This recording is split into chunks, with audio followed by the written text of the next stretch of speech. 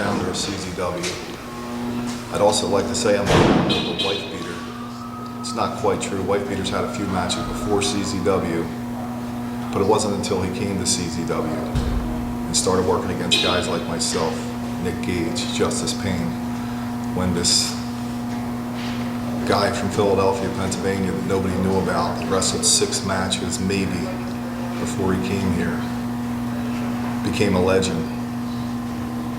Now the Wifebeater's known all over the world. He's been in the business for just under 4 years. 4 years of hell. That man has put his body on the line time and time again. He's wrestled against me time and time again.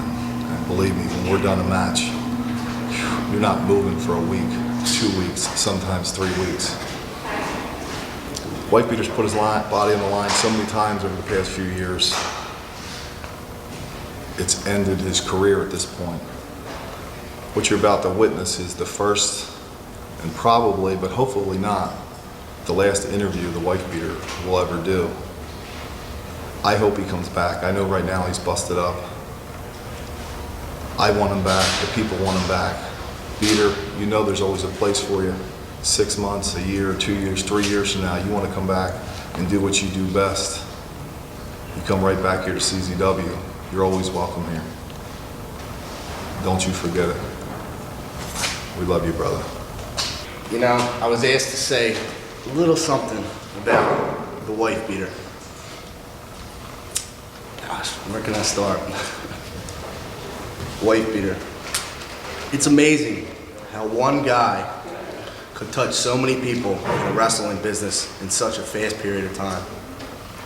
I mean, I don't understand it. I mean, from Ireland to Japan to Mexico to England, all the way back here, the man is known worldwide for how much abuse the body can take.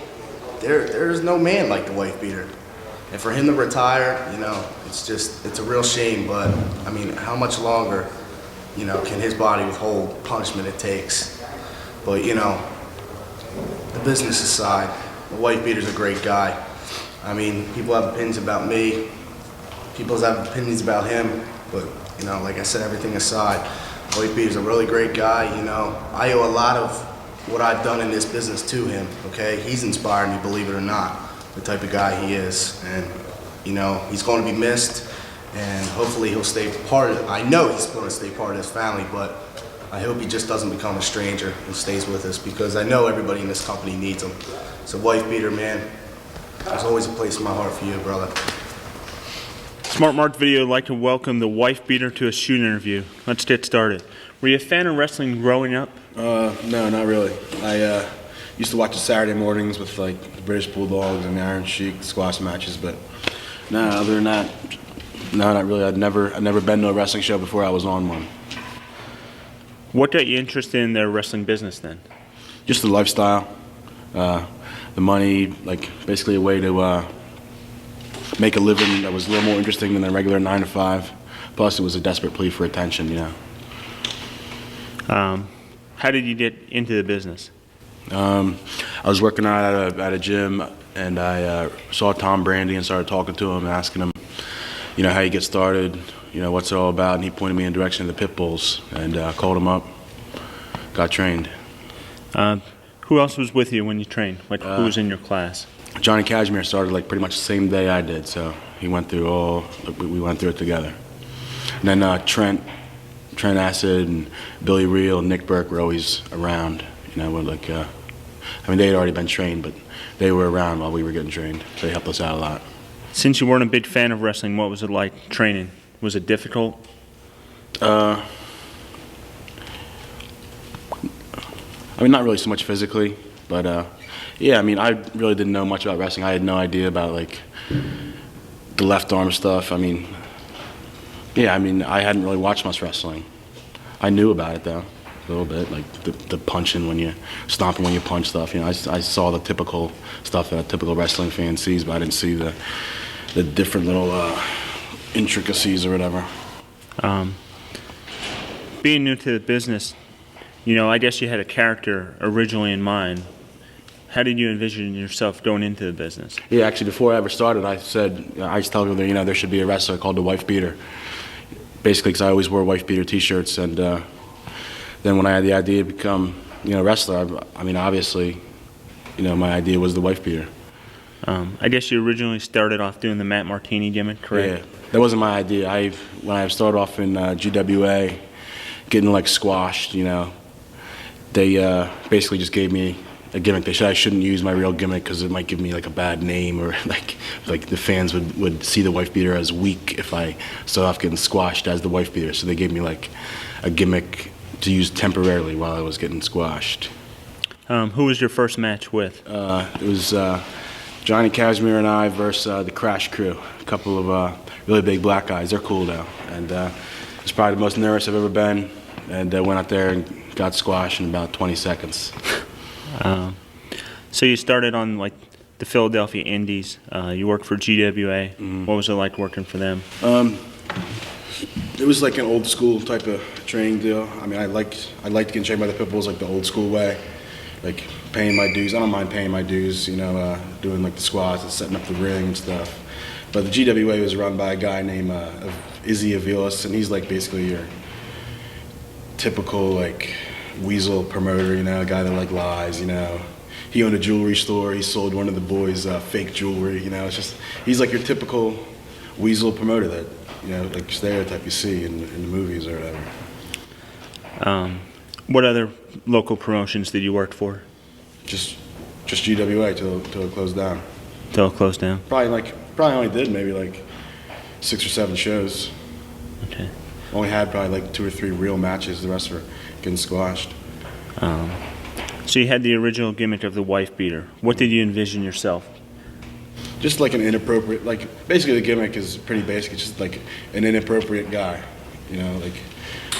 that's why people think, that's why I think people like the gimmick, and this, now everything's like fucking politically correct and proper, and this is like, the Wifebeater gimmick just goes against that, it's like disgusting and inappropriate and insensitive, that's basically all the gimmick is. How were you come across with that character? Was it to be through through mic work or just your in-ring actions? Just, yeah, in-ring action. I don't really say anything. How did you get into CZW? GWA gym closed down. We went there one day and it was locked. And Trent and Johnny, they knew about a gym that was right across the bridge in Jersey. So they said, yeah, let's go out, work out there, because we had no place to work out.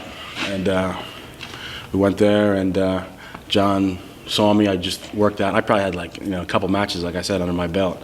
John saw me and liked me, believed in me, and even though I was the greenest thing there was, he started putting me on shows. What was it like wrestling your first match for CZW? Got squashed by Trent.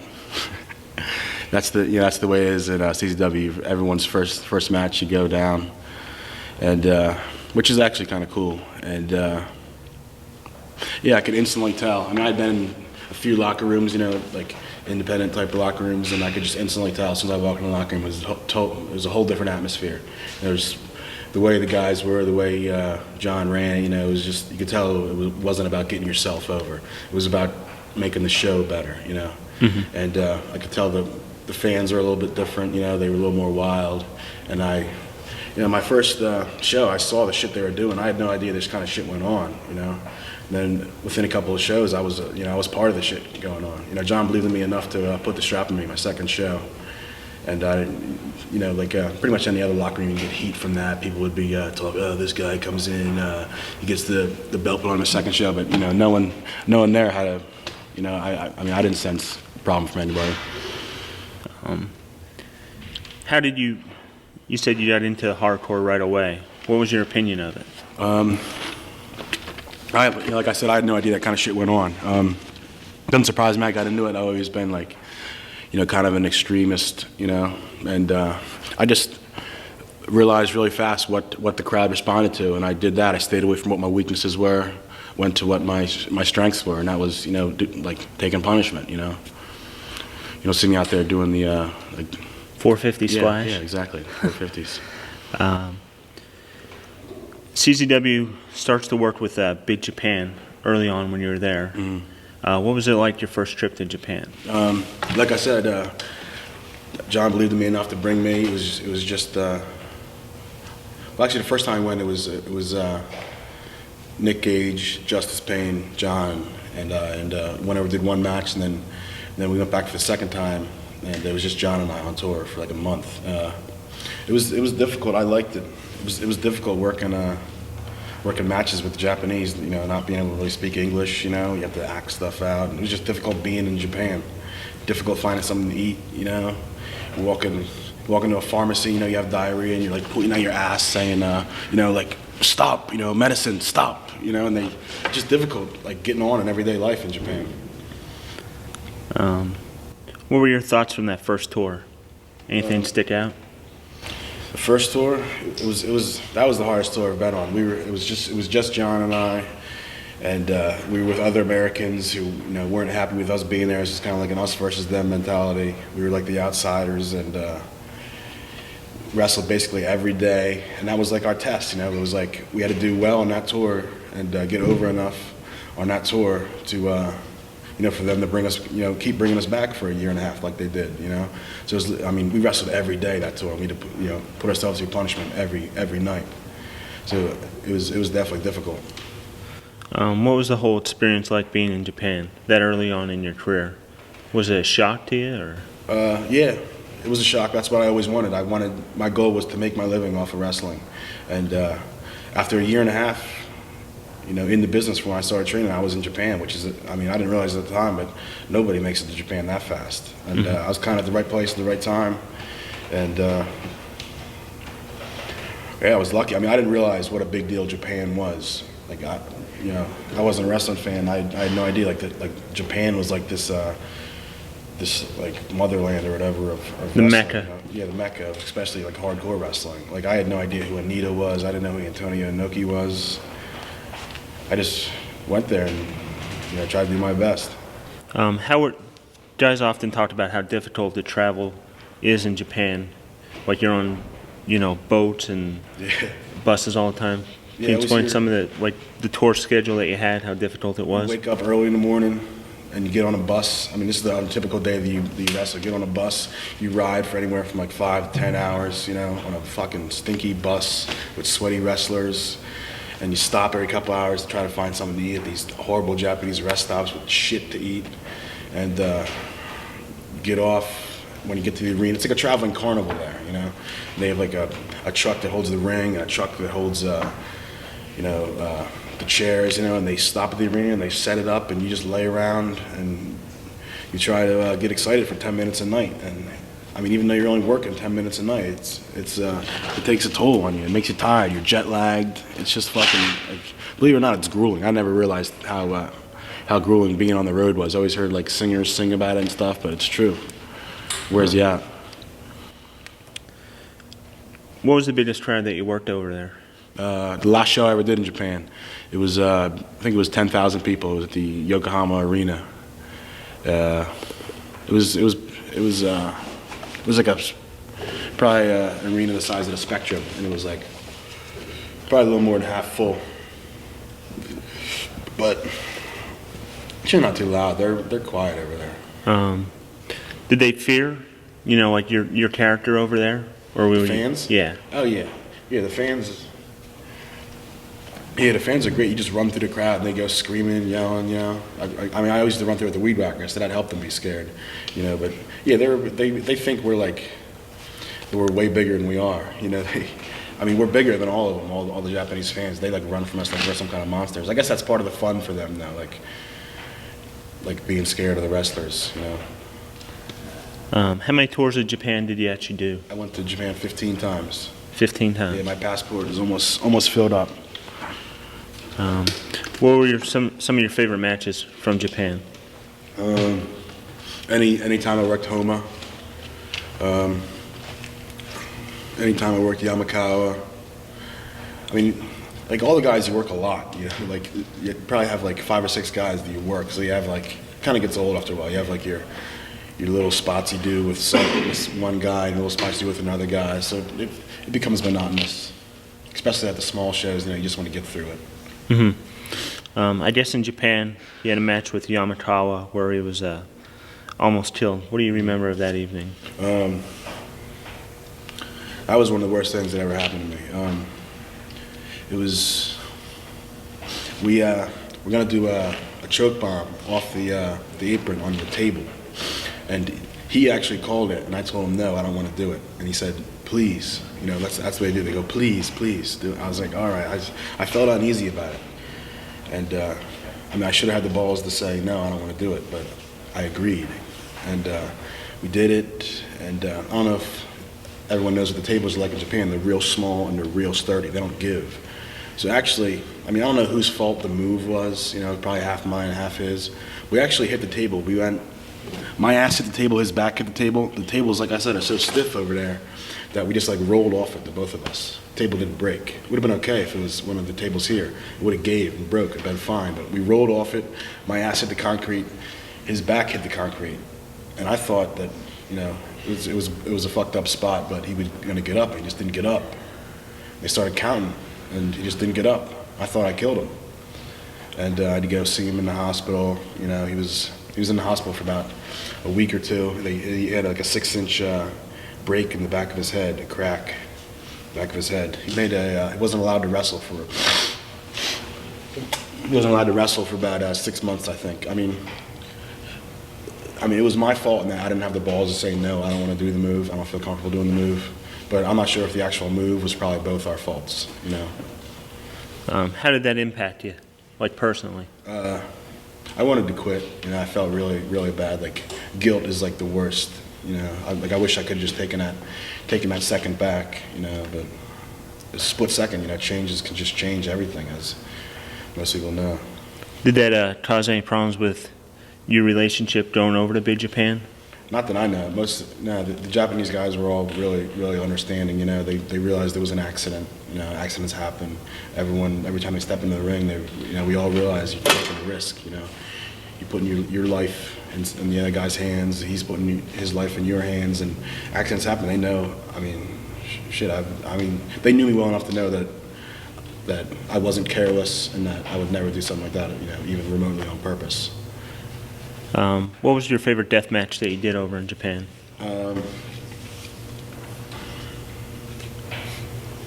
I would say probably the last match I did in Japan. It was a 4-way between Pondo, Kasai, John, and me. It was like the 200 light bulbs match, and it was in front of that crowd of 10, 12,000. It was just chaos, and that's what I go for. Just my match is just chaos, and it came off chaotic, which is what I wanted.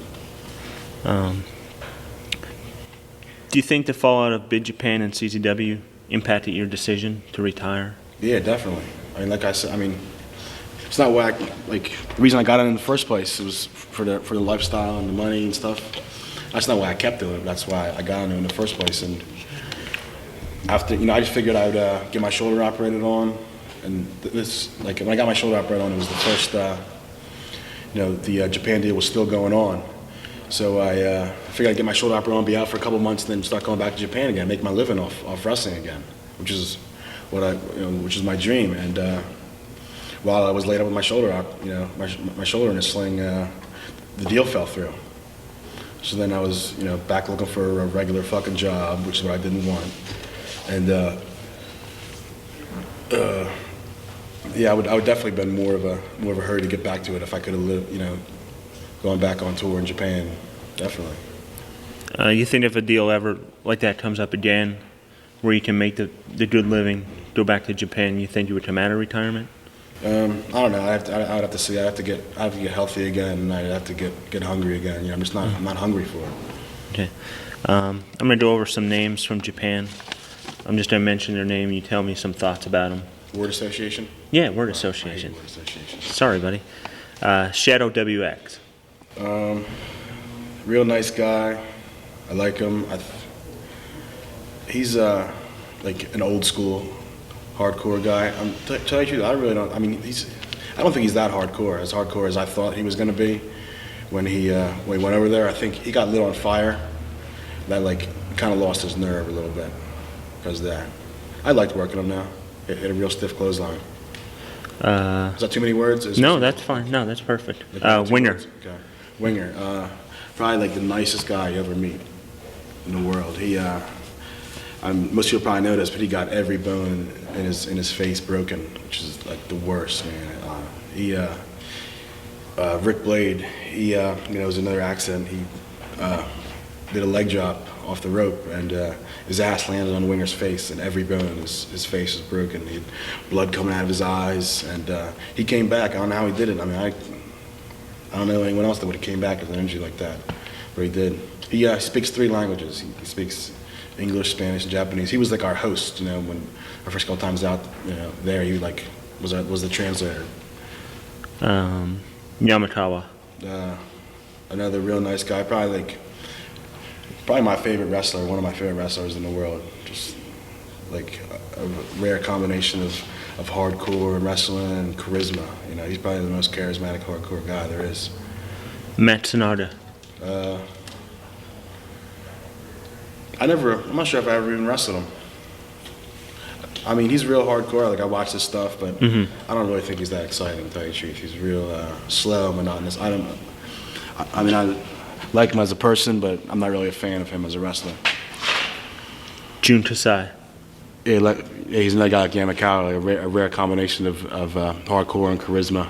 I think he might be the most hardcore guy in the world. I mean, he's fucking crazy. Sometimes I think he didn't want to do some of the things he did. He just was kind of like forced into it, just because. I mean, not that we all aren't in a way, but he was. I felt bad for him sometimes. Hanma.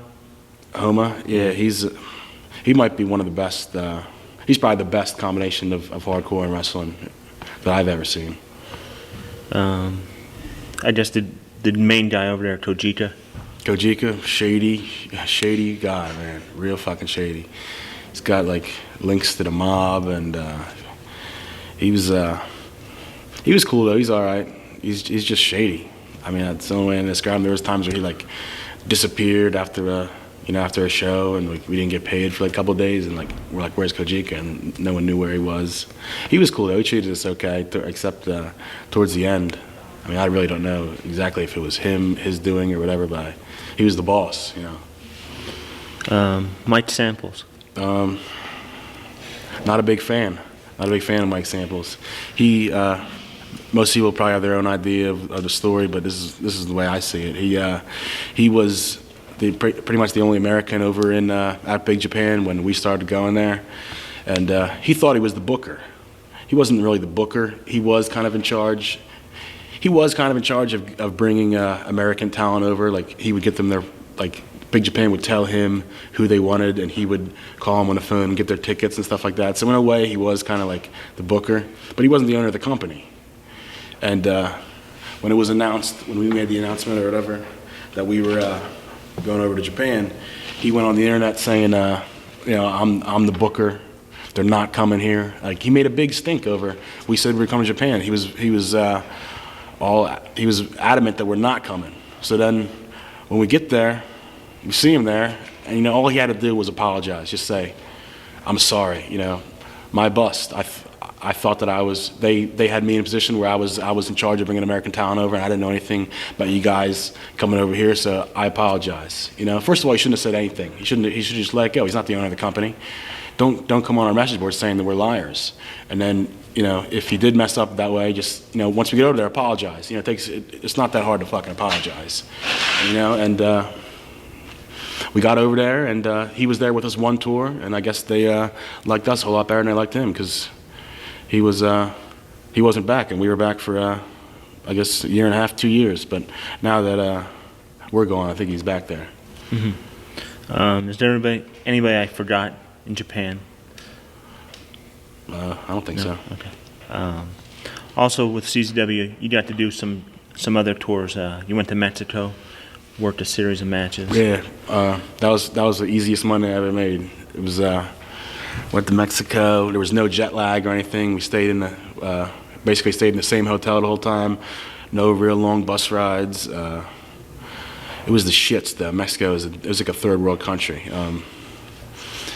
Did 4 easy matches because we weren't even allowed to do that much. But I mean, we got paid the same, and flew back, no jet lag, and it was cheap. I mean, like our hotel and everything's always paid for, but food, food was cheap. Didn't really spend any money there. It was easy money.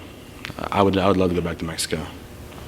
You also did a trip to the United Kingdom to work a show. What are your thoughts on that? That was my all-time worst wrestling experience right there. It was some promoter who like was poor basically, and he flew John and I over to to do one match. We stayed in his house. We slept. John slept on a cot. I slept in him and his wife's bed. His wife cooked this disgusting English food, like it was like boiled tomatoes and like sausage, and oh god, it was so bad. And I mean, it was so bad that John took the food and fed it onto the table to the people's dogs. They had a baby, and I mean, he must have mortgaged his entire future on flying us over there and doing this one fucking show that 100 people showed up for. I mean, he had big plans for his company. Him and his wife, they thought, he in his heart of hearts believed that he was going to be the next Vince McMahon. This is just like a stepping stone. You know, like I've never ceased to be amazed at like the people that get involved in wrestling that really honestly think that they're going to make a great living off of this, you know, whether it be promoters or especially promoters. I mean, there's only a couple of promoters that ever really made money off wrestling, you know, and these people, they get involved in it thinking they're going to do something that no one else has done before, and it's just a waste of money. It's like a hobby for them. We'll get into the thick of your career and go over some of your matches here in CZW. Matt Smack, how did that relationship come about? He was a friend of Johnny Cashmere's from around his neighborhood, and he was just always a loudmouth guy. And he had mentioned, you know, to Johnny that he wanted to get involved in wrestling. And when Johnny met me, you know, and we were training together, he's like, "Yeah, I got a perfect manager for you." That's basically how it happened. His first match was my first match. He's been with me ever since. What was it like breaking up that team now? Your thoughts? Yeah, he's one of my closest people in wrestling. You know, like he was there from the get-go. He's been with me. You know, every time out there he's with me. I couldn't ask for like a better manager, a perfect fit for me. Basically, I don't talk, he does. I think he's perfect. He's got great ideas. We'll go over some of your big matches in CZW from the shows, and you just, you know, tell me what your memories are of it. They said it couldn't be done. The first 200 like 2 match. That was my first like really probably crazy match where like I got hurt or got bloody and just kept going. You know, other times I would get bloody and I'd be dead in the match. That was the one where I got bloody and just kept going. And that match was supposed to be the pay-per-view with Onita. We flew back to. We were in Japan. We flew back to America for one match, and that was supposed to be a pay-per-view at the I don't know, Electric Factory. Yeah, I think one of them somewhere in Philly. Yeah, somewhere in Philly. And we didn't learn that it was canceled until like a couple hours before it was supposed to happen. So it was disappointing in a way, but you know, I kind of knew I was going to do like a brutal match either way. But it was just a matter of whether it was outdoor show in front of a couple hundred people or on a pay-per-view. How would you compare that to the second time you did it, when you and Hatred did the 200 light tube? The second time was more like business as usual, you know. Like another day at the office, I knew basically what it was going to be like. I like both matches equally. You know, people always ask me what I like, which one I like better. You know, and it's not a matter of, you know, like it would be an insult to Nate or an insult to Nick. You know, if I said I liked one better, but I like them both equally. I don't really have one I like better. Stretch and Smyrna match. That was just fucking chaos. I mean, to tell you the truth, I didn't really. People, you know, say how crazy it was and stuff. I didn't really do anything. Basically, like a bunch of us got back from Japan. We were all sick. We were there was something going around on the bus, and we were all sick and feeling like shit. We just got back from Japan like the day before, so. And yeah, basically that match was just a way to get around really doing that much. So we had like 10 guys come out and have a brawl. Hate Club dead. Yeah, that was another just crazy ass brawl, and we did a little more than Stretch and Smear. We actually it was more like a match type thing, but I mean, I didn't know I was going to get that fucked up as I did. It was just one of those things where you get caught up in the moment, and the fans hand people weapons, you know, and you say hit me with it, or maybe you don't ask to get hit with it, but they hit you with it anyway. And I didn't know I was going to get that fucked up, but I did. I don't know what's wrong with my blood, why it gets all chunky like that. Yeah, maybe I have some bad disease. You're part of the original Hate Club. How did that whole idea come together? That was another thing. That was Mac's idea. As far as I know, I don't know. Maybe I'm wrong. I really don't get involved in the ideas of the booking too much or anything. As far as I know, that was Mac's idea, with the shirt and the 8-ball and the H and stuff. What type of controversy has the name the Wifebeater caused? Or have you ever got any real flack back from it? Yeah, there's been a couple. There was an article in the paper of a outdoor show I did in New Jersey. I don't know what happened. Like, letters were written, or I don't know. There's a couple of loudmouth moms that made us think of. That's all it is, loudmouth moms. Tell you, there's not really been that much controversy over it, as much as it could have been. I mean, You talked about the weed whacker. Whose idea? yeah, again, that was John's idea. My roommate at the time, he worked on a golf course, and I was telling him about what we were gonna do, and he's like, "Don't do it." He's like, "That'll cut right through bones and stuff." So the first time I hit John with it, I was like, like I was afraid I was gonna cut his spine open, because after when my roommate told me about what it could do, he said he saw someone get hit by it by accident on the ankle, and it was just like done for. Maybe it was like one of the metal ones that he got hit with or something. But yeah, it's fucking the worst pain I ever felt. It's like the devil reaching out and biting you, you know? But I mean, as far as cutting through tendons or bones, nah, but it doesn't do that. So for the weed whacker, do you prefer to give or receive? Well, obviously I prefer to give it, but I mean, you gotta take it every once in a while, or else you just be some dickhead a selfish dickhead that always gives. The Cage of Death last year, biggest show in CZW history in the States. What was it like for you first time working in the arena, and then working in front of like 1,500 people, basically in your backyard? It was exciting. I mean, I knew that we were going to have to call the match before the night of the match, because I was going to be too nervous to even think about anything. But I mean, I felt comfortable. I was nervous as hell. Don't get me wrong, but I felt comfortable. It was definitely it was a cool experience. How about the Tournament of Death that just took place in August? What were your thoughts, on that whole night? I knew that we were always going to do it. Like, John had been talking about it for about 2 years. I never really wanted to do a Tournament of Death. To tell you the truth, I've always, told him I don't want to do one of those things, because I figured it would just deteriorate into a contest, between who could get fucked up the most. And I wasn't really too excited about doing it. I had no idea I was even going over until, before each match, I would find out it was over. And it turned out a lot better than I expected. It didn't turn into just a contest to see who could get the most fucked up. It actually was decent matches. What was your favorite match out of 3 that evening? I like them all for different reasons, but probably Nick Gage matches, probably all my Nick Gage matches are some of my favorites. What was your favorite type of death match? Fans bring weapons. You can be. It's not just hitting people. I mean, maybe some people see it as just hitting people with stuff, but I think you can be a little creative with weapons. It's like what it boils down to, like hitting each other with stuff, fighting. That's what wrestling's supposed to be. Some thoughts on your final match, which would be, I guess, the last barbed wire match in PA now. I couldn't ask for a bigger, better send-off than that. It was. I had no idea those guys were going to come out at the end. I couldn't. The fans are great. I was worried. The fans might be a little put off by the fact, that we teased, lied to them about, the Delaware. So now was my last show, and it was. I couldn't ask for a better send-off.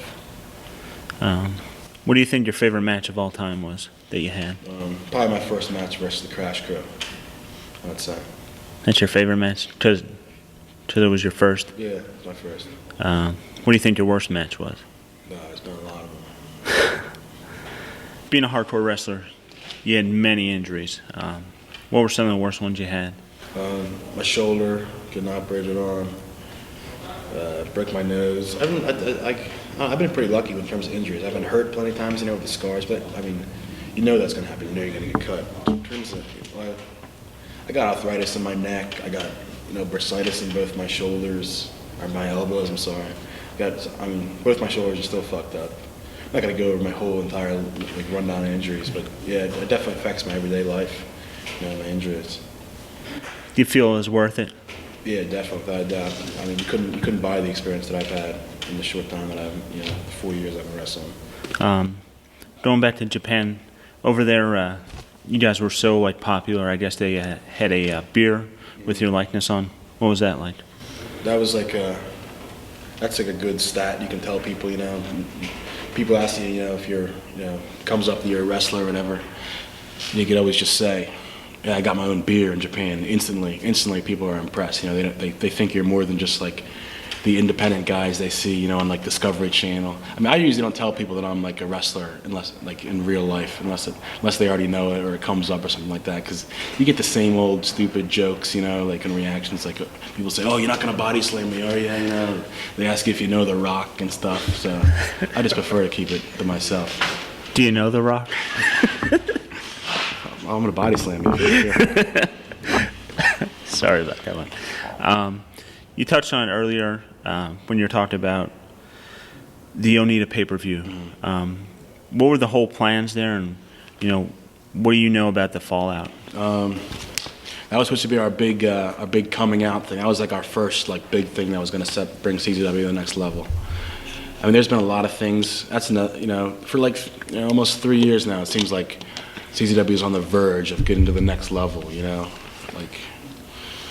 And something happens or where it just stalls out and we're kind of treading water, it seems like. And that's been very disappointing, I mean, to me, I see some of the other entertainment out there and I feel ripped off, I see the shit they put on TV and I feel that our stuff is just as entertaining as anything out there, Jerry Springer. I mean, if Jackass can make $20 million in the first weekend, why can't we make $1 million, in a year, I mean, there's people that have poured their heart and souls into this.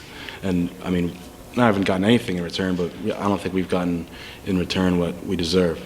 Sorry to get off the subject. The Onita thing.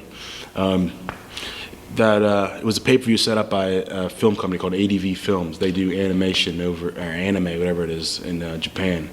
And it was in, I don't want to say Electric Factory, The Shock, whatever, someplace in Philly. And Terry Funk was signed. There's people who don't believe it, but I saw the contract.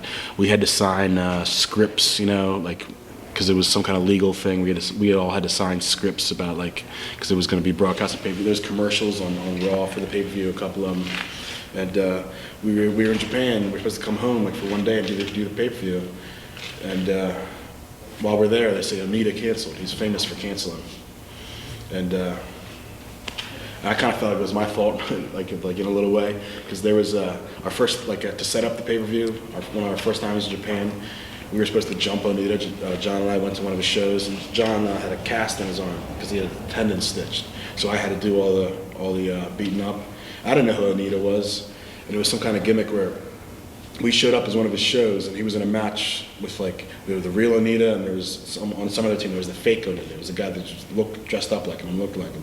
I didn't know who either of them were, so I just got off the plane. I was all tired, and I started beating up the real Onita. We were supposed to be at the fake Onita, make us look like jerk-offs, and he gets on afterwards and says, "Oh, the stupid Americans, they beat up the wrong Onita."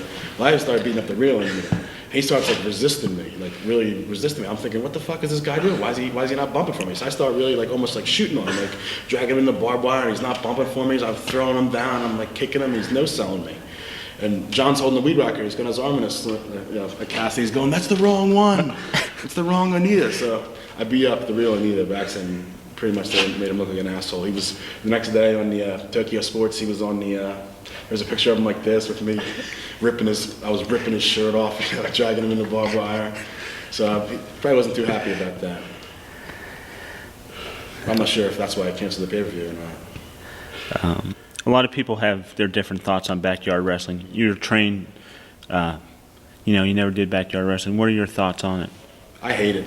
I mean, I have nothing against the kids that do it, but I hate that it goes on simply for the fact that, you know, when it does come up, you know, people find out I'm a wrestler or whatever like that, and I do like the barbed wire, or they see my scars and it comes up, you know. They say, oh, you do the backyard wrestling or whatever? And that's an insult. I mean, nah, that's not what I do. Like, it is kind of a little bit, but those are kids fooling around in the backyard and I get paid for it. Not that I think I'm better than those kids or anything, but I mean, I don't like that it goes on. Other than yourself, who do you feel the most hardcore wrestler ever was? There's people that are hardcore for different reasons, you know. Like, there's people that are like John is hardcore for like just taking straight pain, you know. And then there's like big bump hardcore guys, you know, like a Lobo or a Nick Mondo, you know. I mean, there's like a list of like 10 guys that are probably the most hardcore, you know, like Kasai, Matsunaga, Yamakawa, Nick Mondo, Lobo, John. I'm sorry if I left anyone out, but Pondo. If there was one match that you wish you could have done, what would it have been? The pay-per-view one? What do you mean, like a match like versus someone? Yeah. Like any kind of death match that you ever envisioned that you never got to do? No, not really, because I mean the only other ones that I really haven't done are like the scaffold type of height ones. I'm not a big fan of heights, you know, and I couldn't think of anything that I really was dying to do that I didn't get to do. How about one person that you wish you got to wrestle? Onita. We're going to go over some different guys from CZW, and you just tell, like... More word association? Yeah, but more than 2 words. Okay. We'll start off with Johnny Cashmere. One of my best friends in the business, my first friend in the business, a guy that's like, you know, a genuine, real person, you know. His sidekick, Trent Acid.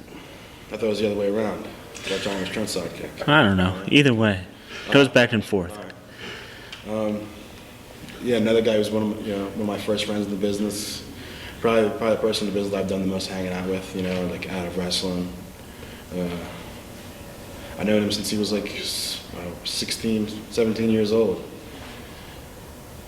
Probably the guy that has the most legitimate shot of going to the WWF. Z-Bar. What did he tell you to put that in there? He paid me $5. Okay, yeah, his way of weaseling his way into my interview. I first met the bar, he was like a little kid, you know, like an annoying little kid, fucking like, you know, 16, 17 years old, just like a guy who didn't know how to like handle himself in any way. But I mean, I've watched him like basically grow into like a man, and like actually a guy who I think is like one of the best workers, you know, overall workers on the roster in terms of like gimmick, you know, and like work and wrestling. Just in case. Just in case? Yeah. Yeah, he was one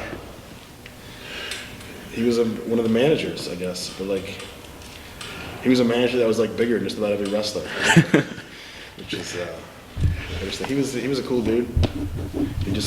He left. He moved on. He moved to Florida, but yeah, I like him. He's a friend of mine. Balls Mahoney. I like Balls. I got nothing against him. When he came to CZW, a situation where he was fresh out of ECW, and he came into CZW not really knowing what CZW was. I mean, I don't blame him, you know. And he rightfully so, he thought he was going to be the babyface. He thought it was just come into some independent show and be like the man, you know. And I think he was a little shocked and a little offended when he, not so much for like offended against us, but offended against like the fans, you know. He came in thinking he was going to be the babyface in our match, you know, and he wasn't the babyface. You know, I think he was a little shocked by that. But like I said, I got nothing against Balls. I mean, I think it was kind of like a way of our fans rebelling, you know, against ECW and saying like CZW is the new thing also. John Dahmer. Like a normal basic guy. He's a trainer at the CZW school.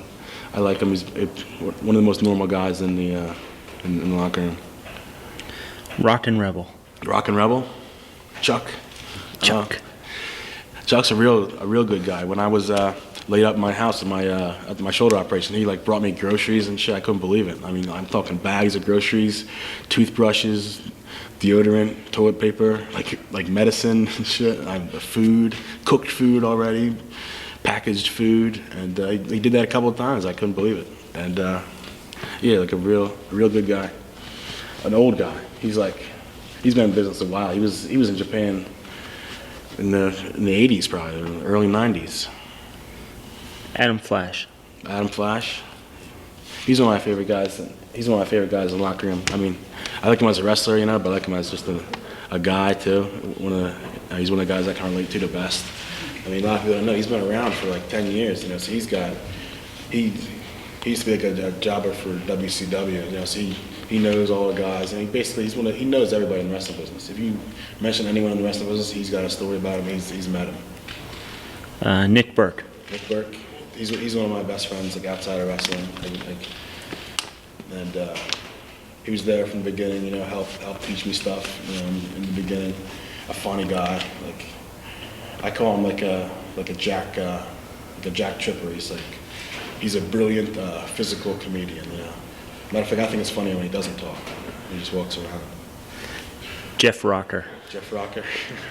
I don't know how he came about, to be honest with you. I got nothing against the guy, but I don't know how he was. I think he was in our company. He was one of those deals where he came to John and said, this is we can get you this building, or we can get you into Delaware, you know, but it's kind of like you scratch my back, I scratch your back situation where puts him on the shows, and that goes on a lot in the wrestling business. You know, you get people to open up new territories for you or buildings, you know, and you put them on a couple of shows.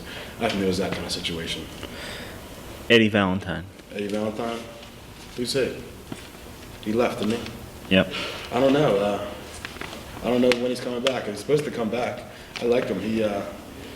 He bounced at a bar I used to hang out at, and he's a dedicated guy. He was always at the gym training, always. Messiah. Messiah, a real normal guy.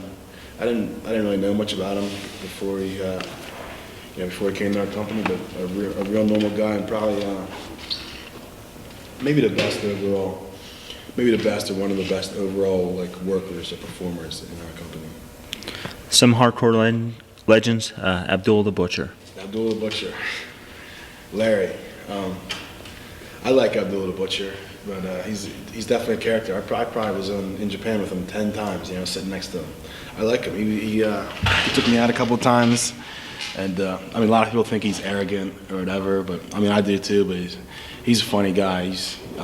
I had actually seen pictures of him when I was a kid in the wrestling magazines. I thought he was this maniac, you know, the madman from Sudan, or they call him. He's all bloody and shit, you know. And he was the first guy I saw bloody, you know. And the wonder is it ketchup, you know. And then somebody tells you, they do razor blades, and it turns out he's just a fat black guy from Canada, you know. And he loved being naked, boy. In the locker room, in Japan, he just walk around naked. He had no problem being naked. And you'd see him, you'd be getting changed, and you know he's walking around naked. You tell yourself not to look, and you're like, don't look. But you have to look at him. He's so proud to be naked. I'm always astonished by that. Terry Funk. I saw him. He was actually on the big show, that last show I did in Japan in Yokohama, in front of all the people. I didn't get a chance to meet him or anything like that. He was surrounded by too many people. I wanted to shake his hand. I didn't really know about him until a couple years ago when he was back in WWF doing the stuff with Mick Foley, and he definitely seemed like a crazy old dude. He's the guy I think of most. I think of guys that wrestling, tore down their body. I saw him warming up at that show in Japan. It took him 15 minutes to walk down the steps to the ring. I mean, he was just baby steps. I mean, terrible. I feel bad for him. I hope he's got money. Some other CZW guys. Ruckus. Ruckus, he's amazing. I mean, I don't know how he does it. I've been watching him now for 2 years. I don't know how he does it. He defies whatever. He defies what you think he could do. Danny Rose.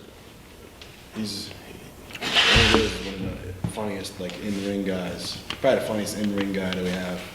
I'm not saying he's not funny out of the ring, but in the ring, his personality, he really can bring his personality out in the ring, which is hard to do. Nate Hatred. Nate Hatred. He's one of my closest friends outside of the wrestling business. He lives right around the corner from me. He's probably one of the guys I'll be friends with the rest of my life. Even now that I'm done wrestling. Probably maybe one of the, I don't know, probably the toughest. I mean, besides John, probably the toughest guy in the locker room. In terms of like, just like a shooter or whatever. Definitely a hardcore guy, but he can also wrestle. If this was the '80s, he would probably be in WWF. If wrestling was the way it was. Lord Everett DeVore. Like I said, another one of the toughest guys in the, probably the toughest guy in the wrestling business, Lord Everett DeVore. No, your real thoughts. He was a strange guy. He was one of those guys in the wrestling business where you just like, this guy is weird. He would wear like a suit and tie to the wrestling shows and like a trench coat, and like he really thought he was a professional. I guess it was, I don't understand what he was trying to do, but it was strange the way he did it. He used to call me wifey. Everyone else called me beater, or wife beater or whatever. He called me wifey or wife or something. We'll talk about some of the main Necro Butcher. Necro Butcher, another guy. I mean, he does his gimmick well, but I mean, in real life, he's a pretty crazy guy. I mean, he's a real good guy. Don't get me wrong. He's like a real nice guy, but he's like wrestling's his life. He's the kind of guy that people talk about. This guy would do it for free. I think he's one of the guys. He would do it for free. We'll talk some about Nick Mondo. Maybe probably the most unique blend of like hardcore and high flying, and like hardcore in terms of being impact and getting cut and taking the high bumps. Just the all around exciting wrestler. Madman Pondo. He's another guy who would probably do it for free. He loves the lifestyle of being a wrestler, of being he'd be on the road for the rest of his life if he could. He never gets down or complains about the business or being on the road. I was probably in Japan with him most every time I was there. He's one of my. Even though it was a fallout, it was one of the business situations with wrestling. I don't think there's anyone in the locker room that has anything against him. I like him a lot. He's one of my best friends in the business. But it's just a situation, where it's the wrestling business and politics, and he's no longer. He's no longer. He's not dead. He's no longer with us, but he's no longer with the company. Rick Blade. Rick Blade. Again, I feel like I keep saying he's the nicest guy in the business, but I think there's only a couple of, like, legitimately like good guys in the business, like normal good guys. There's not too many of them if people know wrestlers, and Rick Blade's one. He was the guy that I was first really amazed with when I came to CZW. Like, amazed at the shit that he did, and what happened with him. The people speculating on backstage stuff. It was just he got hurt, and he was given plenty of sympathy. We took up collections for him in the locker room, in the crowd, cards for him. People called him. John called him, and when you get hurt, you get frustrated, you get paranoid, you feel like everyone's against you, and you just need something to vent, your anger at. He was angry, he really had no one to be angry about. He was hurt. It was an unfortunate situation. It was, I can say it's his fault, but it was an accident, and he got on the message board and, said that he wasn't getting sympathy, and it was just a situation where he was getting sympathy, he was just angry, and he needed a place to vent. So I think he was kind of being like, like I don't want to say a baby, but he was, I think he was wrong, but I'm happy to have him back. I got nothing against it. I just think in that situation, he wasn't in his right state of mind. Lobo, he's the guy I would most want to be in a foxhole with. He's the nicest. All right, I've said a lot of people are nice guys, but he is the number one nicest guy in the business. You wouldn't know by looking at him for 1 second that you think he's some kind of like really crazy fucking weirdo, Not that he's not, but he's a really nice, normal, soft-spoken, good guy. For all I know, he could fucking be on a clock tower tomorrow or blowing people up, But I think he's a really good guy. Nick Gage. Maybe my favorite wrestler to watch in CZW. in terms of like the overall, just like an intense guy, can do the hardcore, can do the wrestling, nice and stiff, not like a gimmicky, not a gimmick. He doesn't go out there and try to like overly entertain, just like a guy that does what wrestling is supposed to be. Two guys that hate each other at wrestling, and a lot of people get too involved in like the dancing around and stuff, and Nick Gage really makes it look like he hates the guy that he's wrestling, and they're fighting. That's what I like about him. Justice Payne. Another guy like Trent, him and Trent probably have the most legitimate shots to go into the WWF. I don't know if that's their goal or not, but I think they're probably the only two, to be honest with you. They really have a legitimate shot going to WWF. And another guy I spent a lot of time with in Japan, out of wrestling. He's one of my friends. Last but not least, Sandig. I owe John everything, to tell you the truth. I don't want to get too sappy here, but I owe him everything. Not like I have a lot, like the mansion and everything, but I owe him like basically everything about my career. He's like an honest, fucking, just straight shooting guy, which is rare in life, not just in wrestling, even more rare in wrestling, but it's rare in life, and he believed in me and gave me a shot, and I owe him everything. And he's probably the toughest guy I ever met in my life. Him or Anthony Duran got to train me. I'd say John or Anthony are the two toughest guys I ever met. Did you think the legend of the Wifebeater would ever get as big as it got? Nah, no idea.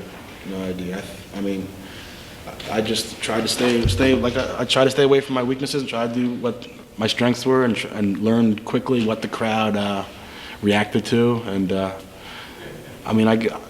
I think kind of like it's not just like what I do, because there's a lot of people that like are hardcore too. But I think it's like the gimmick, like about people that can relate to the gimmick, like young teenage boys, can relate to what the gimmick is. Just an inappropriate, like insensitive guy that, like in this age of political correctness, they can relate to. I think that's what it is, to tell you the truth. If you had one last thing to say to your fans, what would you like to say? Thank you. Thank you. I can't think of anything else. I'm all out of word associations. Sorry. All right. Thank you very much. One important thing one person we forgot to talk about, Wax. Wax? Yeah, Wax. Hey, Bob. What was your relationship like with him? It was very, it was personal. It was very personal. How so? Well, Wax pierced my balls. He what? He pierced my balls. You hear that, Mom? Yeah, in the locker room, he pierced my balls. That's about it. I don't mean to ruin his business or anything like that, but I got a pretty bad infection afterwards, so I don't know if it was because of his unclean, unsanitary methods, or it was just for me being dirty. One thing that we forgot to ask you during your shoot is you're a USMC. How did you get discharged from the Marine Corps? I joined the Marine Corps when I was like 19, and went through boot camp. I loved the boot camp, like the challenge of it. And I was in there for about a year and a half, 2 years. Got really bored, and a lot of people end up getting kicked out on purpose, or they do drugs that purposely pop on piss tests, because it sucks. It's just boring. Well, I decided I was going to pretend to be crazy to get out, so I did that. I had my friend drop me off at a mental institution, a loony bin. I was locked up there for 5 weeks. I wore my pajamas for 5 weeks. I was basically high on tranquilizers and cool drugs. I just kept knocking on wood and kept brushing my teeth. Man, that was my main thing. I kept brushing my teeth. I went through like a toothbrush a day. I'll tell them I couldn't stop thinking about breathing. That was my main thing. I told them breathing wasn't automatic on me. If I stopped thinking about breathing, I wouldn't breathe. I'd tell myself, okay, breathe in now. Okay, breathe out now. Okay, breathe in now. Okay, breathe out now. And I would just be thinking to myself, left, right, as I was walking. So I got a big disability payment, got a honorable discharge, and I got out early. And it was pretty interesting experience. Cut it.